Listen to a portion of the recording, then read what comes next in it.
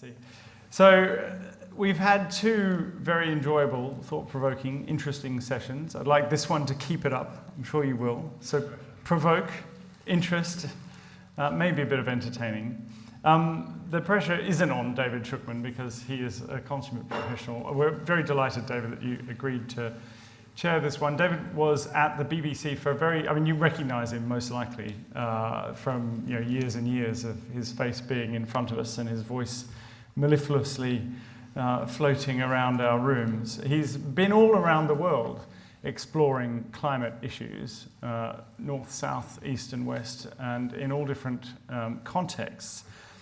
And brings a kind of skeptic, as all good journalists do, in fact, Polita before, Fiona afterwards, brings a solidly skeptical approach to these things. So look out, panel.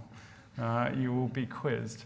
I'm delighted to say he's actually just very recently, as of yesterday, joined the Smith School's advisory board too. So we're very happy about that. And is, most importantly, chairing this fascinating panel. So, David, you have four fantastic speakers. Let's see what you can do with them. Cameron, many thanks indeed for that introduction. It is a great pleasure to be here. I just want to say wow about the morning. Phenomenal content, great insights. My notebook is, as any good reporter would do, filled with all kinds of interesting perspectives. We've gone from war, cost of living, physics meeting finance. One thing that really stays with me is very powerful testimony from Bangladesh, which I think is an incredibly useful and important element, vital element in all these discussions to remind us all about kind of really what this is all about. Having reported from Bangladesh myself and seeing all the problems that country faces along with so many other vulnerable nations. So this session, I guess, builds on all of that to get us to the potential for disruption in the energy sector. Cameron mentioned that I've reported from around the world. One of my first assignments on this beat actually was the northeast of England, glamorous location of Blyth on the Northumberland coast, where I filmed the rather forlorn site of Britain's first offshore wind farm. This was 2003. And the experts I consulted all said, A, it'll never work. Haven't they heard about storms in the North Sea? B, it'll always be too expensive. Fast forward 10 years, 2013, and I was climbing the massive tower of a 5-megawatt offshore wind turbine in what was then the world's largest offshore wind farm in the Irish Sea. 5 megawatts is now nothing, of course, in offshore wind. Then the experts said, well, okay, it does work. You can get the power ashore, they don't fall over in storms, but it's still really way too expensive. Here we are today. Huge offshore wind farms around British shores generating power that's way cheaper than fossil fuel equivalents. And that's, for me, a kind of personal insight into the potential for a disruption over a 20-year time frame. The question I guess I have for everybody is whether we have that long now.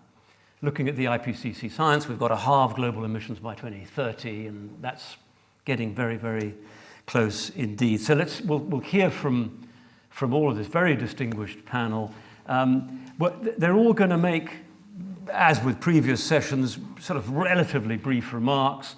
Amory has a longer presentation, and then we'll get into some debate and Q&A, and I know from the morning that there'll be a million questions from me and from everybody else. So just to introduce our panelists, we're delighted to have Michele Crisostomo here, chair of Enel, a massive Italian energy company, not Italian, but global, I guess it's fair to say. Mallika Ishwaran is chief economist of Shell. So lots and lots to talk about, as we started to do before the session. Amory Lovins, professor at Stanford. I could go through his whole long CV, but I'll spare you that. It's very impressive. Radhika Khosla is an associate professor at the Smith School, and focusing on cooling, among other things, and I guess the energy demands around that. So look, should we just kick off straight away? Michele, tell us what's on your mind, what the potential is for disruption in the energy sector, where are the obstacles as you see them. Set out your stall. Take 5, 7 minutes, something like that, and we'll see where we go. No, thank you very much, David. I will start from what you noted, throughout the years in terms of technological developments, in terms of evolution of cost of the hardware of renewables, in terms of how renewables today are part of the landscape, which is what maybe 20 years ago nobody would have believed would have been the case, for the reasons that you mentioned. People didn't believe that there would be sufficient in terms of potential replacement of fossil fuels type of based power generation to use the sun and the wind. And actually, this was due to the fact that we were at the beginning of the technological curve.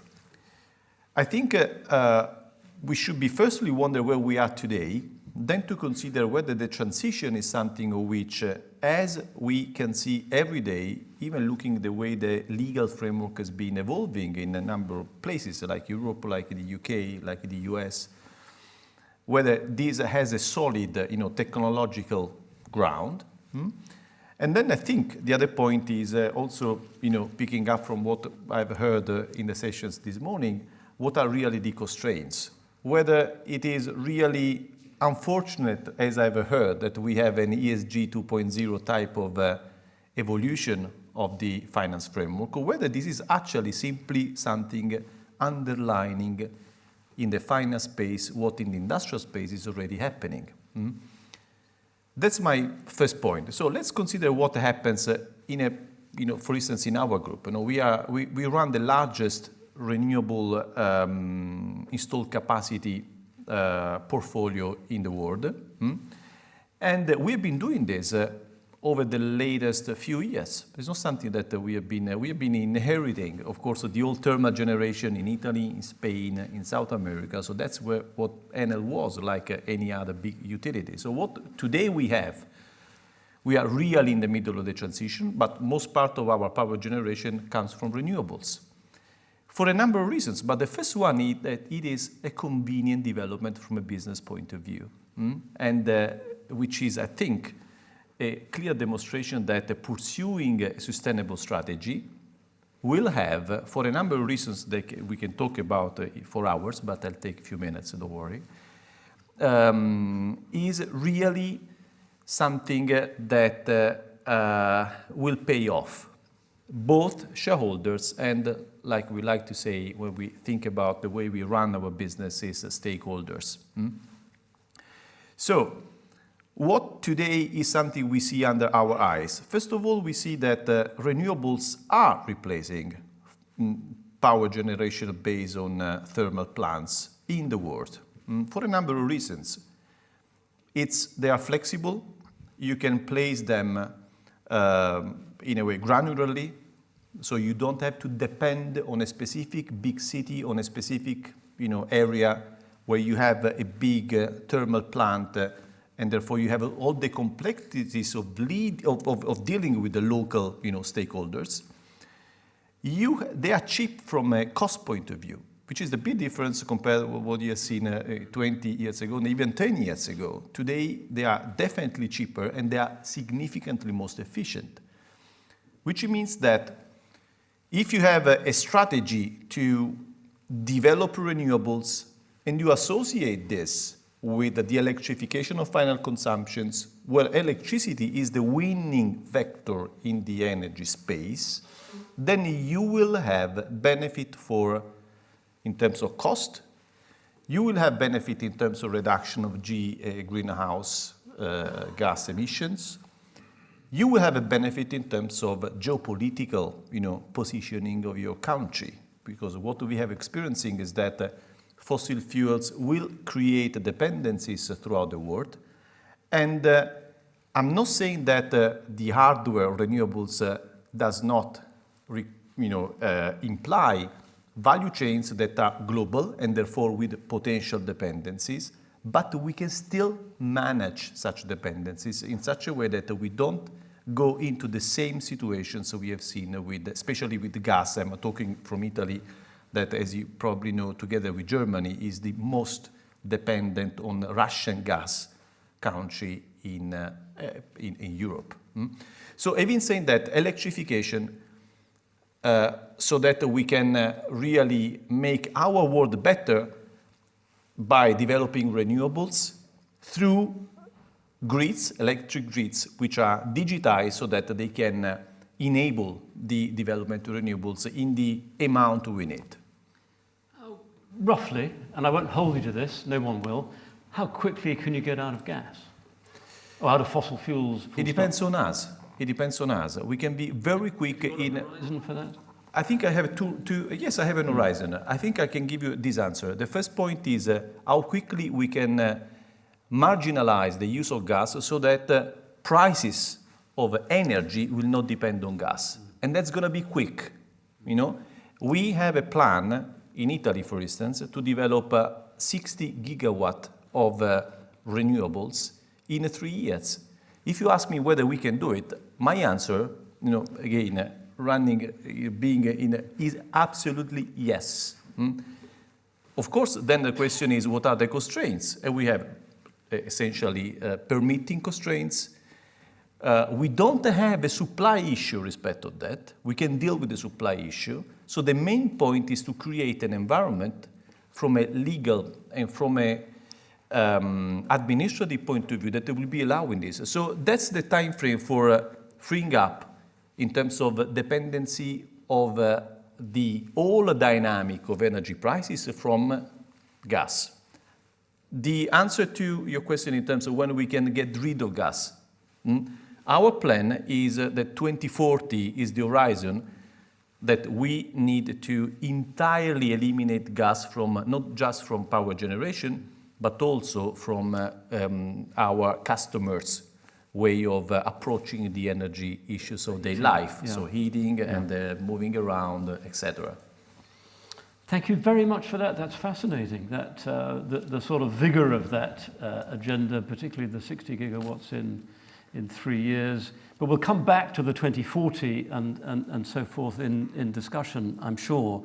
Mallika, from the Shell perspective, big oil has been in the news quite a bit recently, not necessarily for entirely comfortable reasons. Share with us your perspectives on what kind of disruptions are achievable in the energy sector, because the suspicion among many might be that it's convenient for disruption to be perhaps rather mild and slow and long-lived. Which wouldn't be a disruption. So yeah, no, I think I'm sort of taken by your point about is 30 years enough, long enough or short enough. I mean, it's an incredibly tight time frame to have to transform the energy system. And Shell has a target to become net zero by 2050. So we're spending a lot of time thinking about what are the tipping points, what are the accelerators of action. And so that's first, and then what can Shell do within that to accelerate that action, to help us meet that target. So taking up the first bit, we've been looking at what are the drivers of energy transitions. And here again, there's huge value in looking by sector, so getting granular. So it's not just looking sort of macro. So sector by sector, and again, not just at energy supply, but also energy demand. Because we could produce a lot of low carbon electrons or molecules. Someone has to buy them and take them on. So the transformation of the demand sectors, transport, buildings, industry, becomes sort of quite essential part of it. So we were looking and sort of trying to see and did an assessment like from 2010 till today, what has happened in the G20, so there's 20 countries because we have to keep it manageable, sector by sector. What are we seeing in terms of transformation of capital, investments, etc. And you see typical things that power and passenger road transport are ahead in terms of renewable deployment, in terms of EV adoption. But what's interesting is you're seeing sectors that previously people said were quite hard to abate. You're seeing aviation, you're seeing industry, and you're seeing heavy-duty transport also showing sort of real movement. And these were sectors where you wouldn't expect anything, at least a few years ago, till 2030s or beyond. It was seen as hard to abate. And again, the sort of the underlying drivers are interesting, because what you're seeing is an alignment, at least initially, between governments and business that is driving these sectors towards tipping. So heavy-duty vehicles, it's interesting that the countries that have big auto sectors North America, China, Korea, Japan, Europe, Germany. Those are the countries where you're seeing a lot of effort from policymakers to set targets, to fund pilots, to build refueling infrastructure.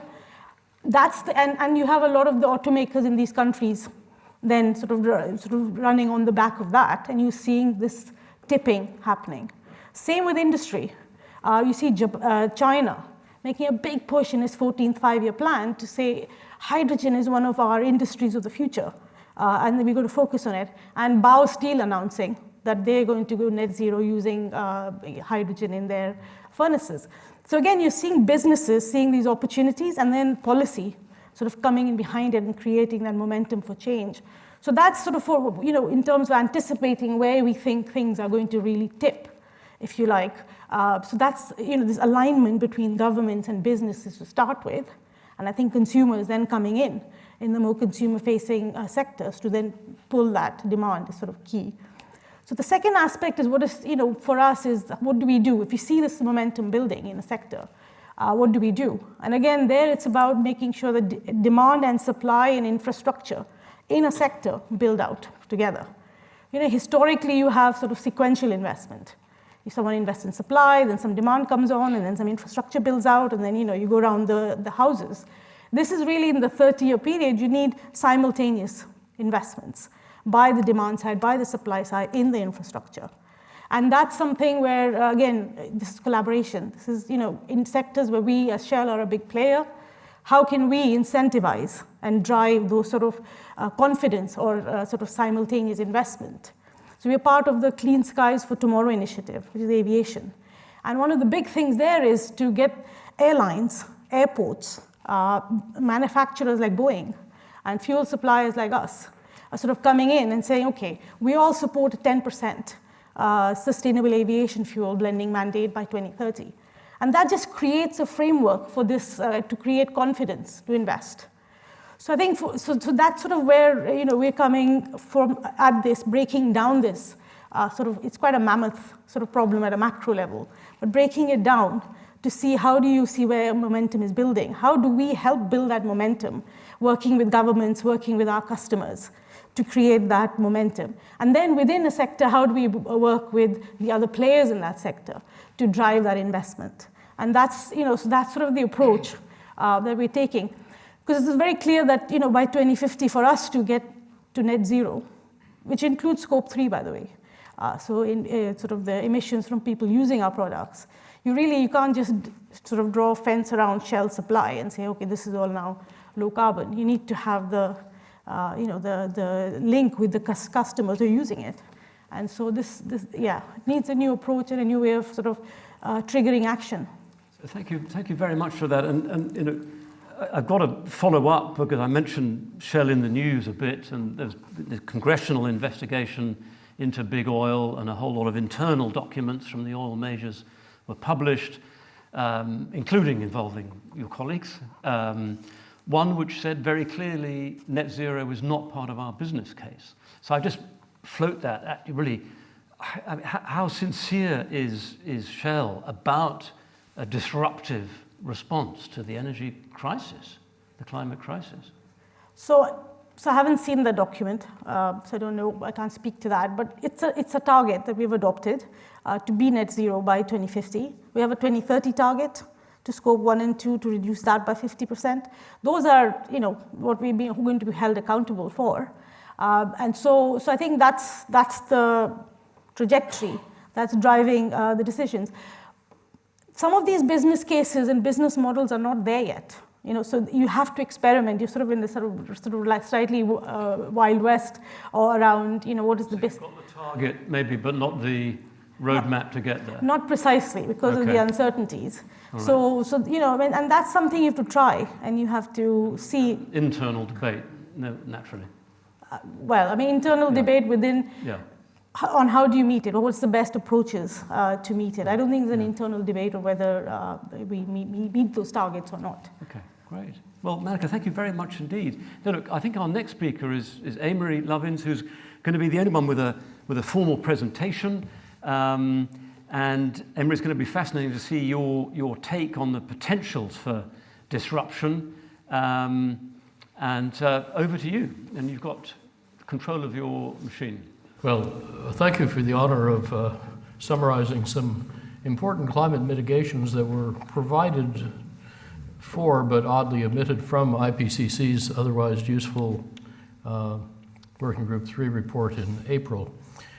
11 years ago, 60 colleagues and I described in the business book Reinventing Fire how to treble U.S. energy efficiency and quintuple renewables by 2050, reaching a 2-degree climate target, $5 trillion cheaper, all led by business for profit.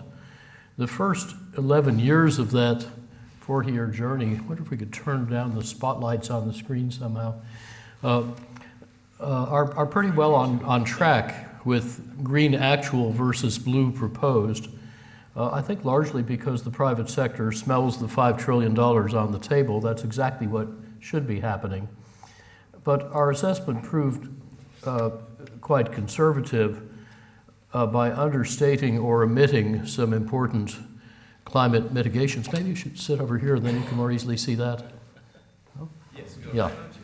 No. You know, designers move the furniture around. I'm not getting that. Now, IPCC reported that about a decade ago, the best European new buildings on the left and retrofits of existing building on the right could save up to at least 90% of their energy use without costing more per unit of saved energy. The biggest savings in both graphs are towards the right, and the lowest costs are towards the bottom. The big vertical cost scatter in both graphs only shows the business opportunity to conform inferior projects to best practices, and those keep improving.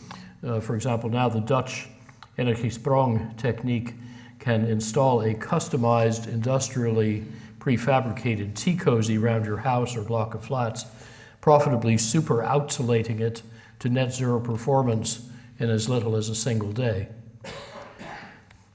Passive building design and good ceiling fans in tropical climates can keep you feeling 16 to 19 Celsius degrees cooler, and the efficiency of big mechanical space cooling systems can at least treble, all with excellent economics. But a revolutionary experiment 3 years ago revealed a startling alternative. Purely radiative cooling kept people comfortable outdoors in sweltering Singapore without moving, drying, or cooling the air. Instead, in a shaded but open-ended pavilion, 10 square meters like a bus stop shelter, this experiment cooled people just by absorbing far infrared rays from their bodies into panels gently cooled by circulating slightly cooled water and shielded from the humid air by a thin plastic film.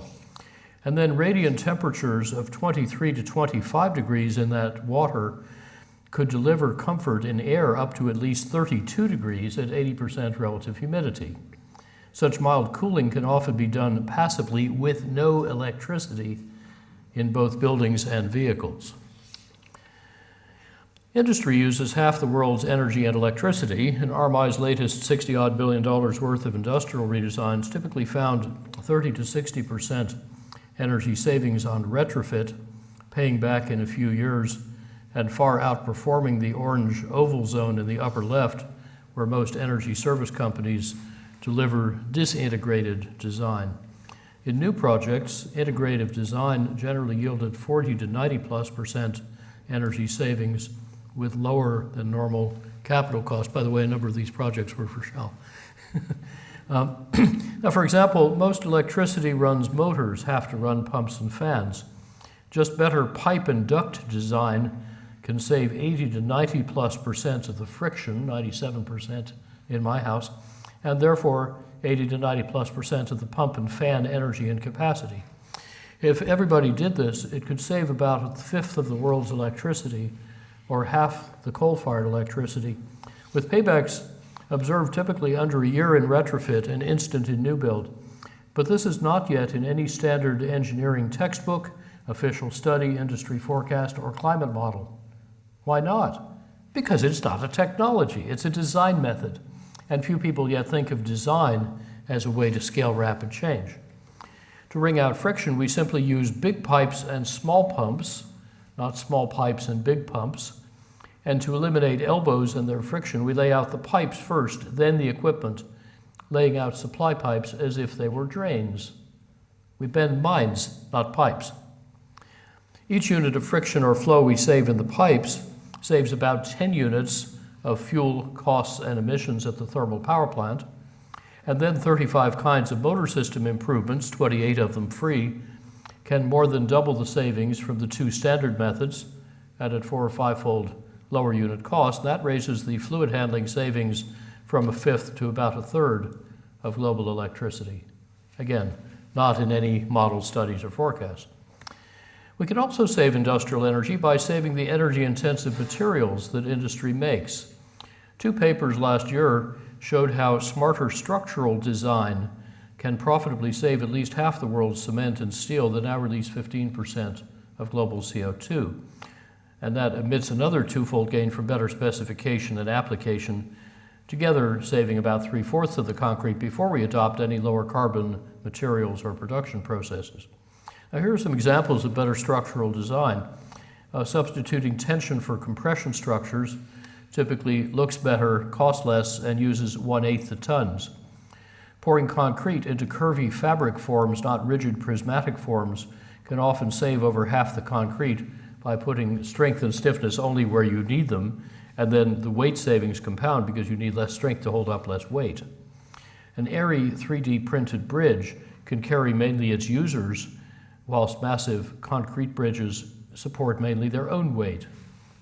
Here, by the way, is a 3D printed stainless steel bridge. Most importantly, floor slabs are about half the total weight of a typical mid or high-rise building. A 5-centimeter thick folded concrete slab like corrugated cardboard or a shallow vaulted dome can replace a 30-centimeter thick flat slab and cost less and save 3/4 of the cement and all of the steel. And by the way, thin floor slabs and better energy design can save a further 15% of core structural materials, 3/4 of the energy, in a new mid or high-rise building whilst increasing net rentable space by a stunning 55%. How do you do that? You design out a vertical meter at the far left of mechanical plenum at each story, and that lets you put 3 stories with the same normal 2.8 meter ceiling height into the current height of 2 stories. Cost, complexity, and time all fall dramatically. Why would you do it any other way? Now, as structural and automotive applications use less steel, a new way to remove copper contamination qualifies recycled steel for premium uses. And now we can make iron and steel in ways that may hold further surprises. Hydrogen steelmaking is making impressive strides, for example, in Sweden, but a new low temperature and low-cost electrochemical process tailored to very poor ores and variable renewable electricity may come sooner and at lower cost. Another game changer. We'll know in a couple of months whether it works. It works in the lab. Now, integrative design can also make automobiles electrification faster and cheaper by first making autos several-fold more efficient. You see, most of the energy it takes to move a car is caused by its weight, and saving 1 unit of energy at the wheels leverages 4 or 5 units of fuel saved in the tank, because you needn't waste 3 or 4 units getting it to the wheels. So, most importantly, we take out weight, and that's why I drive this carbon fiber electric car, which was profitable from the first unit sold, which was 9 years ago, and its carbon fiber was paid for by needing fewer batteries to move less weight. Fewer batteries also recharge faster with less energy and less infrastructure. The saved weight snowballs spectacularly. Assembly saves 2/3 of the normal capital and water and half the normal energy, space, and time. It eliminates automaking's 2 hardest steps. It's much better for the workers. And the quadrupled efficiency to 1.7 liters equivalent per 100 kilometers comes without compromise and with many driver advantages. Now, BMW finished producing this model in June, having made money on every one of 250,000 copies. But Bloomberg New Energy Finance reports that China's lightweighting strategy for its 2030 flagship cars includes carbon fiber structures displacing 4/5 of the steel. Another game changer is heralded by 2 hypercars planned to enter the market late this year, both from little firms I advise. Most drivers will not need to recharge this composite 2-seat 3-wheeler or this Dutch 5-seat 4-wheeler because their topside solar cells capture enough energy for ordinary daily driving without plugging in. That's because they're about 3 times as efficient as, say, a Tesla. And you know, that's one of the most efficient cars sold, but these folks are aiming to bypass charging infrastructure.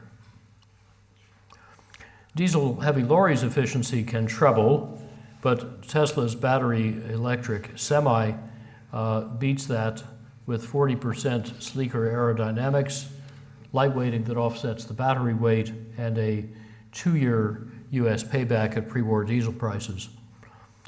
And then in the air, transcending the 3- to 5-fold more efficient jetliners designed a decade ago by Boeing, NASA, and MIT, this flight-tested air taxi from Auto Aviation in Los Angeles with fully laminar flow could fly nonstop from, say, London to Aspen with 1/6 the operating cost and 1/8 the energy of a standard business jet, and that's before electrification. A bigger version they've already designed could be the right size to be ideal for emerging point-to-point route architectures, and this approach looks set to blow up aviation's business models. Next comes a novel lattice and membrane way to make aerostructures over 98% lighter and yet tougher, cheaper, lower drag, and self-optimizing like a bird's wing. In total, oil became uncompetitive even at low prices before it became unavailable even at high prices. Saving a barrel in US mobility 11 years ago cost $18.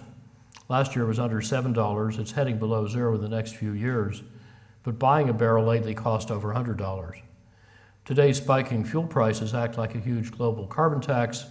Basically, Putin just blew up the fossil fuel era, not just by speeding the shift to renewables, but also by pricing that speeds efficiency as well.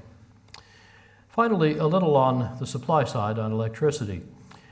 Standard models say we need giant fossil-fueled or nuclear capacity to keep the grid reliable as it becomes renewable. But that's because those models leave out most of the grid balancing solutions. Their full competitive landscape includes 10 carbon-free ways, conceptually sketched here, to balance the grid across all timescales, not just big batteries at the right in magenta. Your actual cost will vary. This is just a conceptual sketch, but the point is bulk storage comes last, not first, so we needn't wait for a storage miracle, although some are emerging, and the market's not waiting. The first 2 boxes on the left, which we might summarize as negawatts and flexawatts, turn out to be both about 3 times bigger than had been thought, and yet cheaper. Indeed, this portfolio is so ample that its costliest option, giant batteries, don't actually look necessary in any place I've seen, and I work in 70-odd countries. As a little example of how to think about this, the US state of Texas has a 99% isolated grid and no big hydro dams. A 2050 summer week of expected Texas loads can get much smaller and less peaky with profitably efficient use.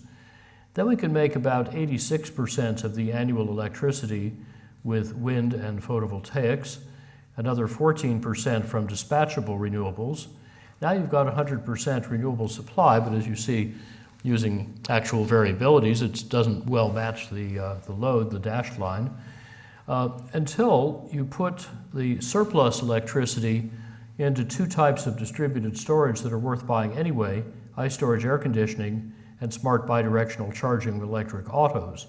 Then you can recover that distributed storage when needed and fill the last gaps with unobtrusively flexible demand. And then you have 100% renewable electricity every hour of the year with no bulk storage and only about 5% left over to make hydrogen or ammonia to decarbonize other sectors like heavy transport and industrial heat. So the economics should be excellent even at today's prices. And there are over 500 peer-reviewed articles showing comparable 100% renewable results for most parts of the world, including 14 in the UK. Contrary claims are generally artifacts of defective models. Now, the ultra-reliable 62% renewable German grid operator 50 Hertz and its Belgian partner Elia capably analyzed Europe's long, calm, cloudy periods, the Dunkelflaute. And these turned out to require backup power for only up to 1 or 2 weeks per year, totaling about 6% of winter electricity use, readily supplied by existing gas-fired capacity burning green molecules like hydrogen made at other times from surplus solar and wind. So the often claimed need for months or seasons of storage was not found, partly because this study included more of the 10 solutions I sketched 2 slides earlier, and just EU demand response could cut renewable power's under or oversupply days by 90%. Similarly, making existing buildings more energy efficient can shift or shrink their peak demand. The U.S. National Renewable Energy Laboratory, competing efficiency against storage, conservatively found that this can cut investments by an order of magnitude by displacing long-duration hydrogen storage and green electricity to produce it. And in 4 key U.S. regions, that supposed need simply disappeared. The 2011 Reinventing Fire Synthesis, whose first 11 years progress you saw just after my first slide, title slide, showed how at historically reasonable speed, the U.S. by 2050 could shrink electricity use 25%, despite all electric automobiles and a 2.6-fold bigger GDP. This quadrupled electric efficiency, we found, would cost 1/10 today's average retail price of electricity. So we should buy far more efficiency than just 4-fold better. And now we can. Conservatively, we emitted many savings from integrative design. Using electricity many-fold more productively lets renewable supplies, now 95% of the world's net additions of generating capacity, adding over 300 gigawatts a year, displace fossil and nuclear generation more quickly and easily and economically. So that option and the others I've described are not being counted. No climate choice model includes most grid balancers, nor integrative design, nor competes efficient and timely energy use against supply, nor fully competes distributed supply. No standard model lets renewables learning curves work, so renewables are severely overpriced and under forecast, driving spurious needs for costly and risky climate solutions. But I hope these little examples help illustrate that despite the many exciting supply-side opportunities, most of the white space is on the demand side. Integrative design could help surpass the IEA's ambition to save energy twice as fast, and might even spread visually and virally at the speed of social media. If you see the pictures of the pipe layout, a good pipe fitter can say, yeah, I could do that. I don't need to go back to school. So we're not short of climate mitigation methods, we're short of deployment and discernment. Drowning in energy innovations, we cling to the familiar while overlooking many better solutions, probably totaling more than we will need or can afford. I think we're now entering the tricky phase of distinguishing useful and competitive innovations from pre-stranded assets. As our models improve and our vision clears, I suspect the standard projections of electricity, hydrogen, and investment needs may prove grossly exaggerated. Thank you.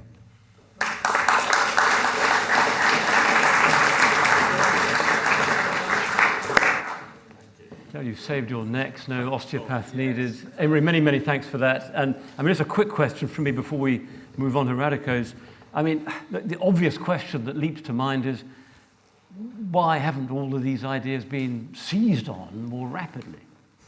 Well, integrative design has 20 specific scaling vectors, and I'm hoping to stand up a little skunkworks at Stanford to test and spread those that work well. And more generically, energy efficiency has 60 or 80 well-known market failures, each of which can be turned into a business opportunity, but that requires relentless patience and meticulous attention to detail. And in a system like, say, the commercial property value chain, there are 24 parties using different metrics, different languages, hardly talking to each other, and with stunningly perverse incentives. They're systematically rewarded for inefficiency, penalized for efficiency. So you can tackle those and make each one turn from a stumbling block to a stepping stone, as Ray Anderson said. But if you leave one out, it can be a showstopper. That's why it's not as easy as it might look. But you have a choice of risks and difficulties no matter what you do. I think the choices here are so diverse with so many entrepreneurial opportunities that I'd much rather be working on the demand side, so I do. But the principal obstacle to all of these amazing ideas being seized upon, I was picturing Shell and Enel immediately. You're on the phone to your engineers, as rearrange the pipes so they don't have those sharp bends. I mean, this stuff sounds so common sense. With Shell and others. Yeah. And it's not easy because we haven't made it culturally stick yet. And indeed, there's a whole bookshelf, design practice manual or whatever it's called, that is so interlocked part on part that nobody's got the guts to blow it up and start over. And it's there for a very good reason. You know, you're dealing with hot pressurized explosives. You don't want the thing to blow up. So people are very conservative about changing how you design refineries and Inbuilt stuff. caution in traditional industries, would that be? Yeah, I mean perhaps for good reason. Well, take as an example Dow Chemical, probably the best in the world at enculturating efficiency. That, as a result, they've invested about $1 billion and saved $19 billion so far, as of a few years ago. But it turned out they hadn't thought of the pipes and pumps bit because their efficiency is about heat and molecules. And in general, auxiliary systems like pumps and fans get delegated to some junior engineer who wasn't really taught how to do pipe layout and says to her senior, how do you do this? And the senior says, oh yeah, this is like this project we did 5 years ago. Let's tweak this and change the project box. And then you're embarked on a career of infectious repetitis. It's like the German engineer I met who said, yes, I have 30 years experience. It means I spent a year making mistakes and 29 years repeating them. Emery, many, many thanks. Radhika, look, over to you. Last but not least, for your thoughts on kind of where we go, where the disruption potential lies, and kind of in a sense, why aren't things moving faster? But whatever direction you want to take it in. Yeah, thank you. I'm going to build on Amory's point of view because, like him, I'm a big believer in the demand side. And I think a lot of our conversations do get captured by supply side thinking. So what I'd like to do is talk a little bit about the scientific potential behind demand side measures, how this plays out differently in different country contexts, and the interactions of that with lifestyles, which is where it comes down to, to everyday decisions that we all make. Now, the science on the potential of the demand side, sort of the question that you asked Amory before, is perhaps best exhibited in the IPCC 1.5 degree report that lays out the pathways of how we get to that 1.5 degree target. And the ways to get there are through a combination of greenhouse gas removal and reduction. And then in one very striking case, you can achieve that 1.5 degree target purely by focusing on greenhouse gas reduction. And in that novel scenario, global energy demand is reduced by 40%, and it negates the need for CO2 removal altogether. And that has different pathways, in global north and global south country, but that sort of scenario was laid out for us very clearly a few years ago in that report. Now, in the 4 years since then, we know our temperatures are rising to we're basically at 1.1 degrees of warming right now, estimated to reach 1.5 anywhere between 2030, so in 8 years from now, or 2050. And the stocktake at Glasgow basically makes very clear that the 1.5 degree target is pretty much out of reach. I think just sort of being honest about that, in terms of what the stocktake tells us is important. If we had to get to 1.5, we would need annual reductions of 24 to 27 gigatons of CO2. If we cumulatively look at all the NDCs that came out of Glasgow, we're looking at a 4 gigaton reduction. So very far from that. If they do what they promise. That's exactly right. These are non-binding, of course. The median warming that we're looking at is 2.4 degrees Celsius. So again, very far from 1.5. And so in that world, it's likely that CO2 removal is probably unavoidable, especially for hard to abate sectors. And there is a lot of work that is going into CCS with bioenergy, direct air capture. But at the moment, in spite of the advancements, they are not available to scale. And so within that context, it becomes even more important that the reliance on CDR and the risks from CDR be dramatically reduced by focusing on the demand side. Right, so what the IPCC report this year tells us is that you can flatten the emission curve by looking at these sectors. One of the key insights was that we can get 40 to 70% reduction just by focusing on the demand side. These are really, really large numbers. There are 4 main sectors where this comes from. It's buildings, transportation, industry, and food. And all of these studies are with high confidence, and then they have all the co-benefits of better health, better lifestyle, better environmental, less environmental air pollution. One of our Oxford colleagues has been, just created looked at this for the UK. And again, really interesting study in Nature Energy that tells us that in the UK, we can reduce energy demand by 52% from 2020 levels by 2050 only by focusing on demand side measures without compromising on quality of life.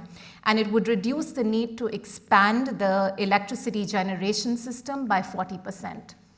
By 2050. Now, this kind of technical potential is, it's socioculturally and politically operationalized. And that's where, sort of your question of why hasn't this happened yet comes about.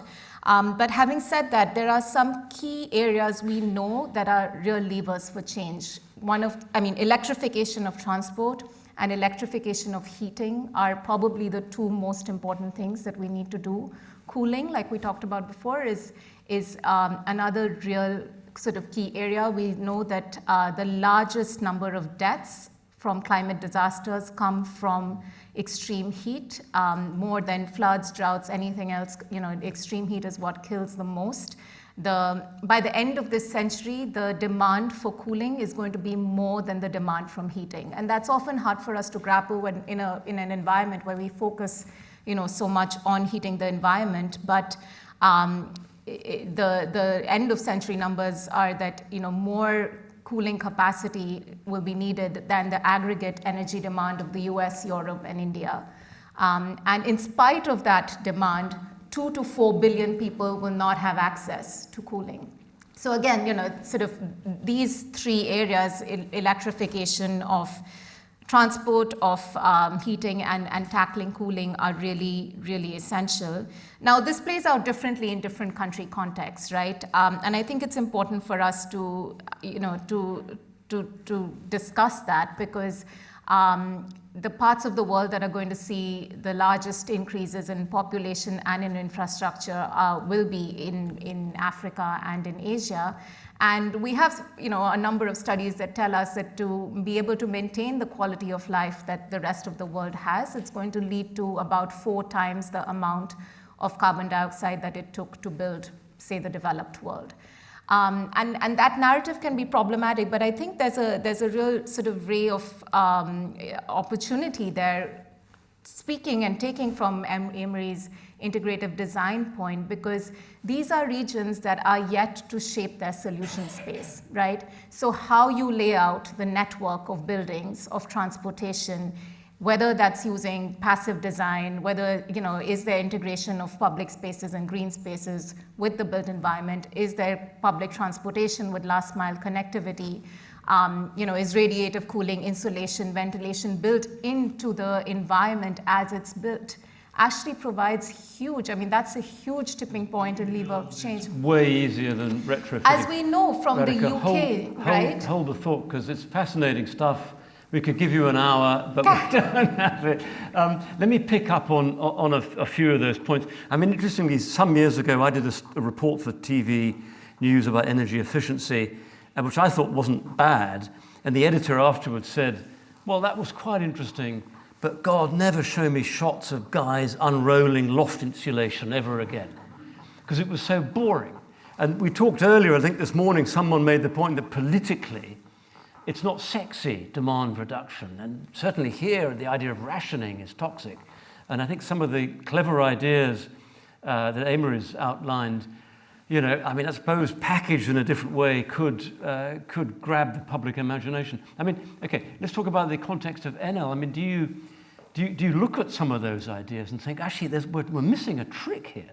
Well, we definitely. Or you've done it anyway? No, we look at a lot of these ideas, actually. We have, just to give you an idea, I totally agree with what has been said, because this is really, it gives you the sense of the fact that it's a matter of unlocking the transition, but the transition from a technological point of view, in terms of whether or not it will have a positive impact from a social, economic, and environmental point of view, I don't think that there are doubts, actually. We all agree with that. But we also have the tools, the technology.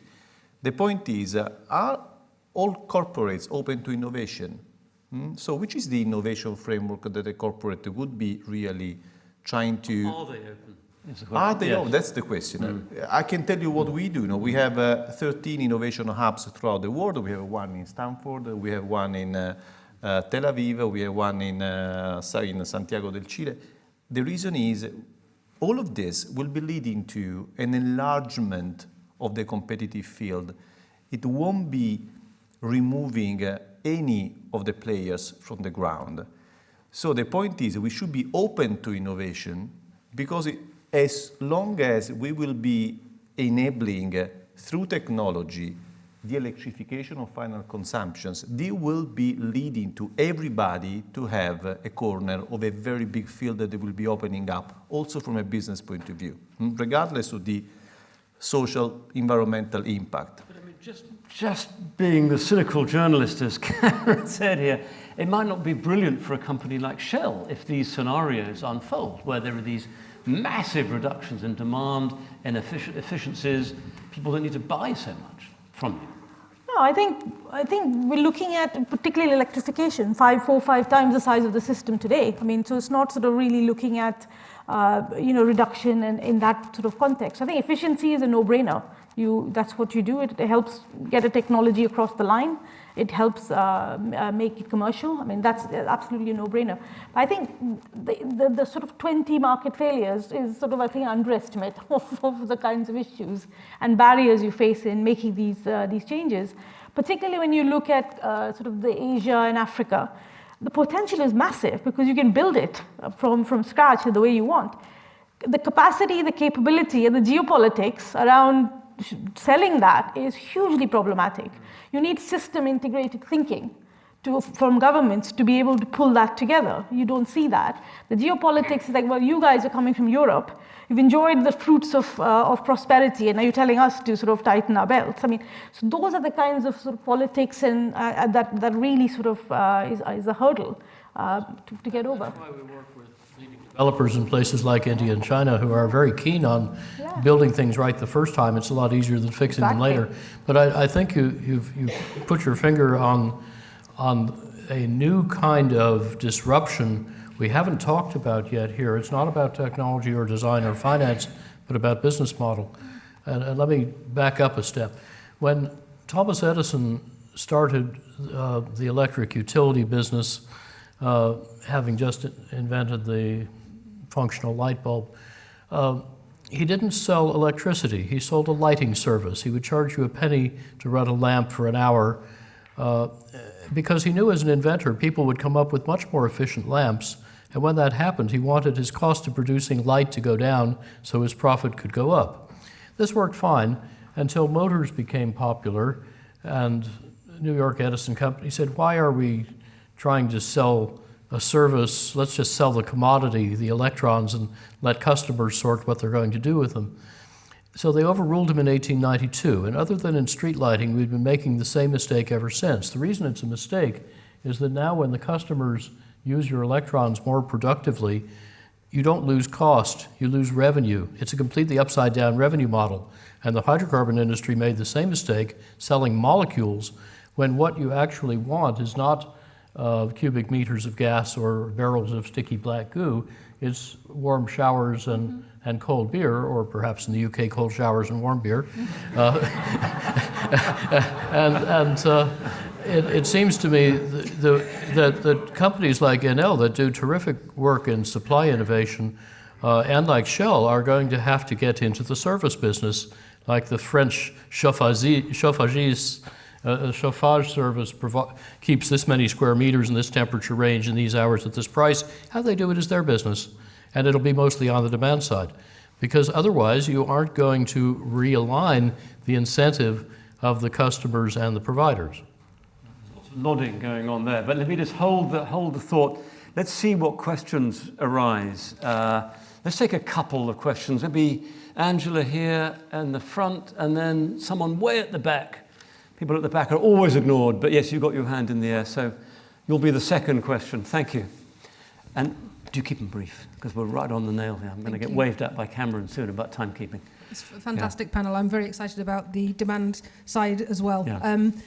The previous panel, the AIB, they had the statistic was put about energy consumption and the differences in developing countries and developed countries, what their levels are. And obviously there's the equity issue that was just mentioned there.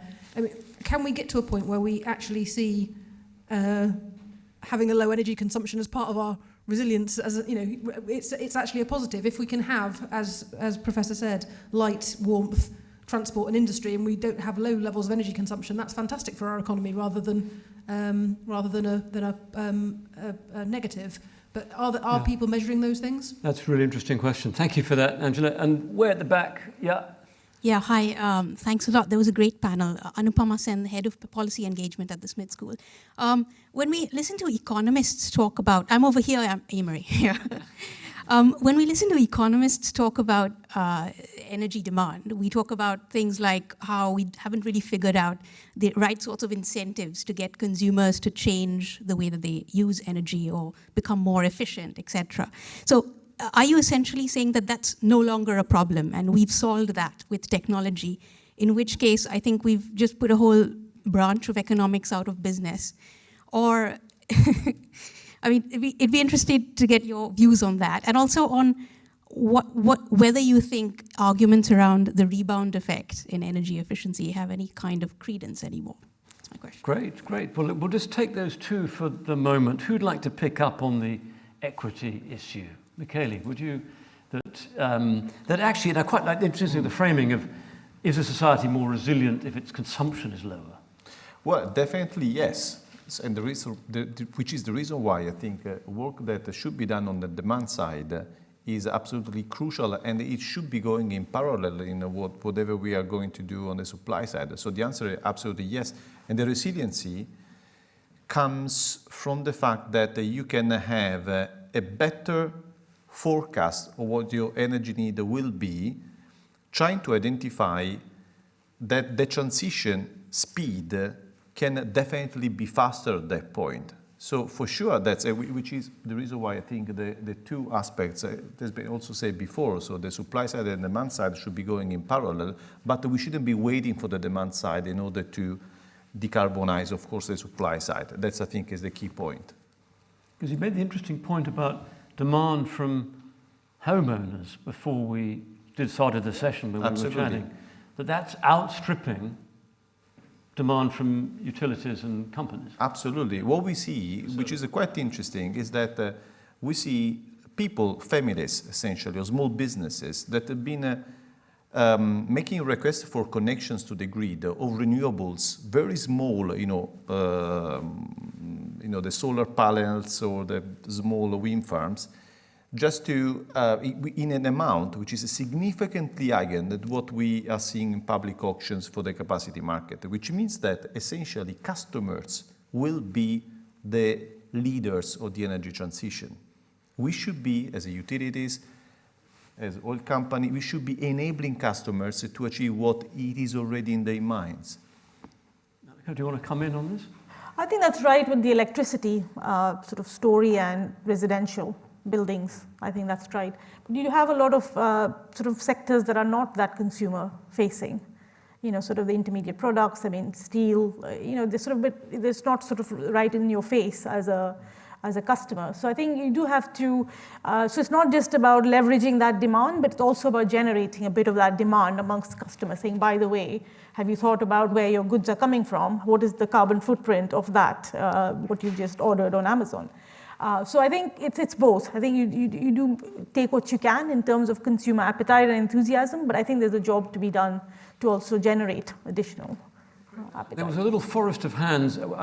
Cameron's going to throw things at me soon, but have we got time for just to hear a question or two? Yeah? I didn't see where the hands went up before, but... Oh, you asked one then. Cameron, there you go. So, Amory, the BMW i3, why was it discontinued, and why doesn't Tesla lightweight all of its vehicles with carbon fiber in the same way? It's quite simple in both cases.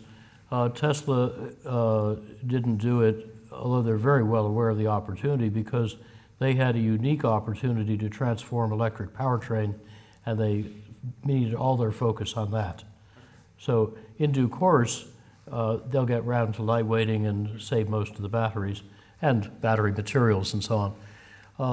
The BMW case is more interesting in a way. Herbert Diess was passed over for CEO, and he'd been strongly backing the I program, which was brilliantly run by Uli Krantz, now at Apple. Isn't that interesting? Oh, and by the way, the chap who led RMI's development of competitive processes for making automotive carbon fiber structures has long been head of advanced composites at Apple. Gee, I wonder what they're doing. But anyway, when Diess was passed over, he was promptly poached by Volkswagen, became their CEO, had a tenfold bigger sandbox, but his successor at BMW had quite different ideas. Uli left, the team was dissipated, the strategy of rolling carbon into everything else faded. They're still doing some parts here and there for sports car reasons, like less yaw moment and less, all the vehicle dynamic stuff. But Volkswagen then had an opportunity to say, you can't actually beat Tesla on volume because they're not even a car company. They're a systems and software company, some of whose products have wheels. So we can't just beat them by being a better car company, but maybe we could do better by doing, when Diess was running it, what we did at BMW, take out a lot of the weight and the batteries and the cost. Unfortunately, Diess just got pushed out, so that opportunity's lost, but I think the Chinese lightweight strategy is the next big pivot point that'll, good ideas that make sense and make money do tend to happen. We've just lost 2 or 3 opportunities to get it to market sooner, but it will realize its potential, and then a lot of the iron and steel and fuel will go away. Thank you for that. I think I'm getting the laser beam treatment to wrap up. I know timekeeping's important. Would you all join me in thanking our panelists for some really thought-provoking stuff?